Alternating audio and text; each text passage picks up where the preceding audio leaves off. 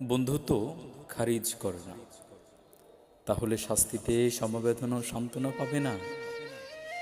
তোমার বন্ধু যদি অসৎ হয় তাকে ত্যাগ করো না, বরং প্রয়োজন হলে তার সঙ্গ বন্ধ করো।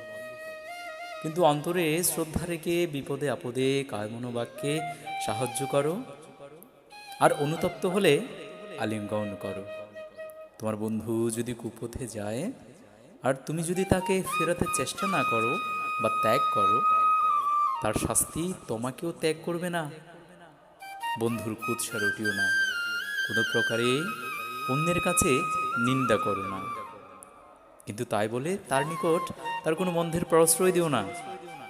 বন্ধুর নিকট উদ্ধত হইও না, কিন্তু প্রেমের সহিত অভিমানে তাকে শাসন করো।